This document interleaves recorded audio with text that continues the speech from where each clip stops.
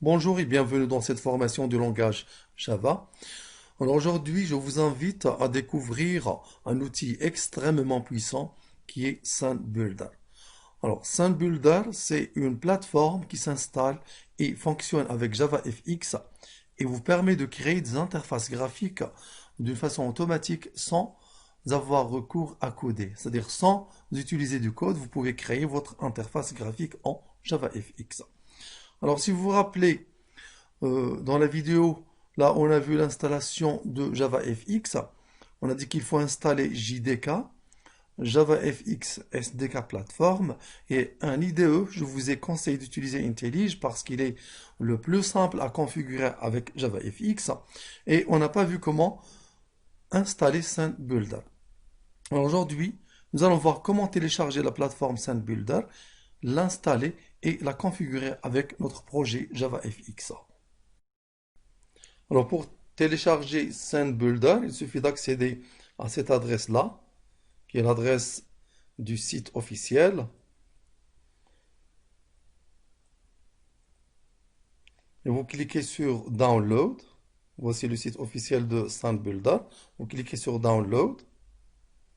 Ensuite, vous choisissez la version qui correspond à votre système.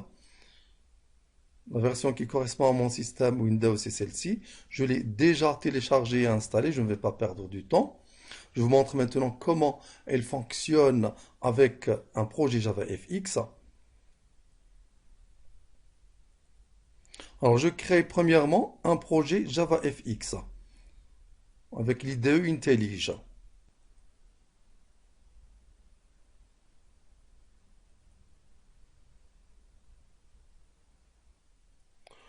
Je clique ensuite sur New Project.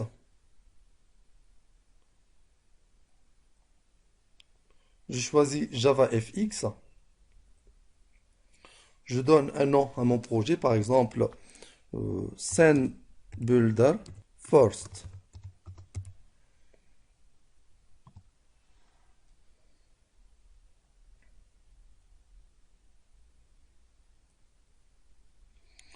Et je dois donc configurer mon projet JavaFX. Alors, si vous vous rappelez de la configuration du projet, on clique sur File, Project Structure.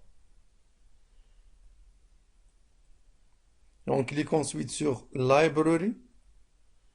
On clique sur Add Java et je sélectionne l'emplacement du dossier lib de JavaFX. Voici le JavaFX qui se trouve à la racine du disque C. Et je dois sélectionner le dossier lib. OK. Et je valide ensuite par OK. Et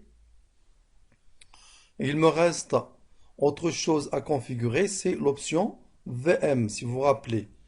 Donc, je clique ici sur ce petit triangle, Edit Configuration, et je clique sur Modify Options, Add VM Options.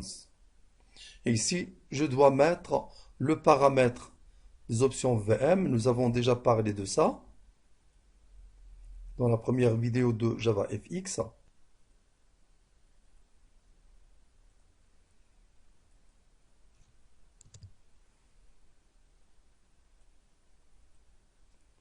Je teste maintenant le projet.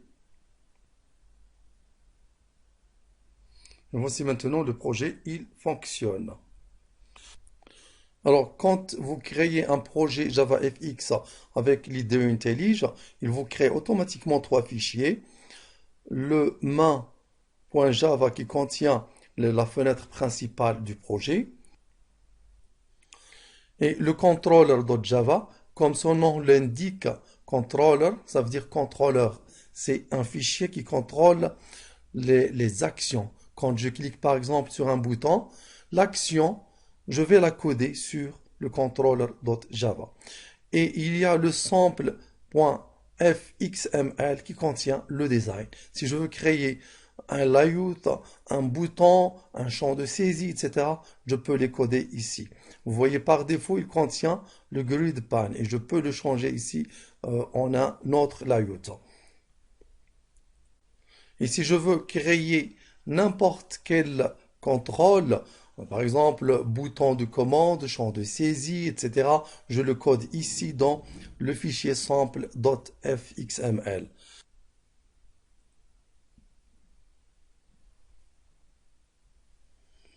Et voici maintenant le Sand Builder.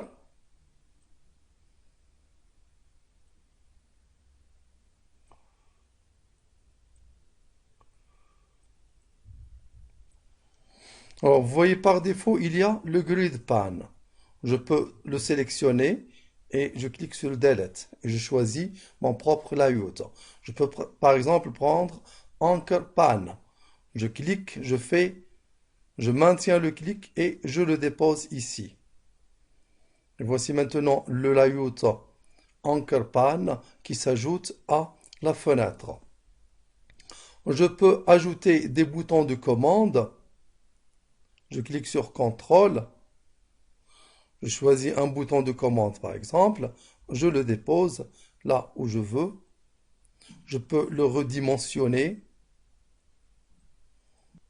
Je peux aussi changer le design du bouton.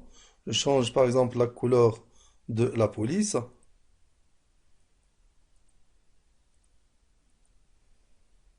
Je change la taille aussi.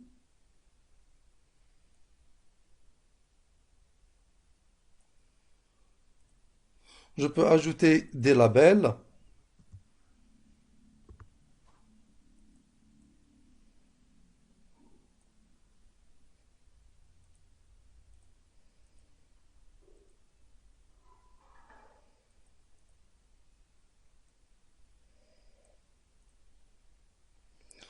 Je peux ajouter des champs de saisie.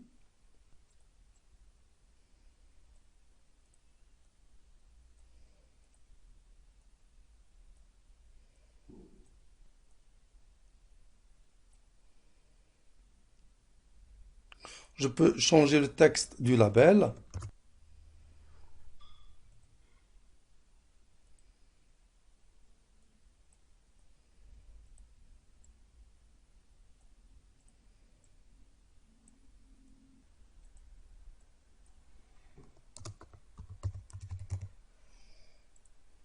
Et quand je termine, je clique sur Enregistrer, File, Save. Et j'examine maintenant le fichier fxml, sample.fxml, et je vais constater que tout ce que j'ai créé d'une façon visuelle, je le trouve ici. Donc voici l'anchor pan que je viens de déposer sur, ou bien à l'aide de SandBuilder. Et les contrôles enfants, c'est-à-dire les boutons, les champs de saisie, les labels, etc. Vous voyez ici Children, qui veut dire enfant. Il y a le bouton de commande, il y a le label, il y a le text field, etc. Et je peux maintenant lancer l'application. Et voici l'interface graphique que je viens de créer automatiquement sans utiliser le code à l'aide de SandBuilder. Voici le bouton de commande, il ne fonctionne pas parce que je n'ai pas codé d'action pour ce bouton. Alors la prochaine fois, ou bien la prochaine vidéo, nous allons voir comment coder des actions pour des boutons de commande. C'est terminé pour aujourd'hui. Merci, au prochain tuto.